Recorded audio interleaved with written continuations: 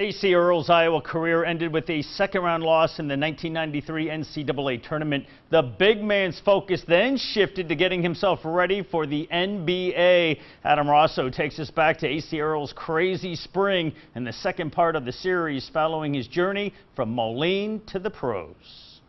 All the teams who think they're going to pick at that different selection point bring you in for private workouts and interviews. Auditioning for NBA franchises was the first order of business. Earl outside the paint. And Coach Tom Davis and the Iowa staff were more than happy to help Earl prepare for the process. We just encouraged him to keep working, keep pushing. The staff kept working with him even though his eligibility was up. The basketball side was routine. What a shot by Earl! But finding an agent, well, that conjured up memories from just a few years back. It's almost like being recruited again, and everybody's telling you what you want to hear because they want to sign you.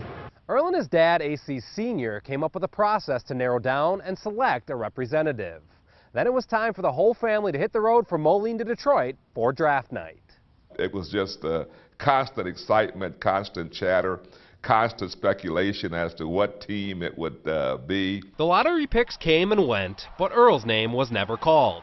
A little fatherly intuition took over backstage. I kept sliding, and then my dad goes, Boston. Boston's coming up next. They've got to go a big guy. They've got to get a big guy, and I know exactly who that's going to be. And sure enough, with the 19th pick in the 1993 draft, the Boston Celtics select Acie Earl from the University of Iowa. You see everybody turn to your table, so you know it's you, and then of course with each step the reality sets in. I thought that I'd be one of the guys coming in hoping the Celtic Ghost would knock my shot off the rim, but now I got those guys working for me now. Earl would play just 2 seasons in Boston and 4 overall in the NBA before embarking on a 7-year career overseas, a long way from the courts and hoops of the Quad Cities. You never know for sure what the end result's going to be, if it's going to end up in an NBA career or you're going to play overseas. I think he exceeded all of our expectations. I was just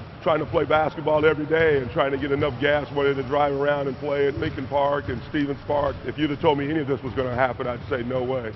Earl continues to be involved with basketball in multiple ways. He coaches and trains youth basketball players around eastern Iowa and has also written multiple books on the game. Reporting from Moline, Adam Rosso for Hawkeye Headquarters.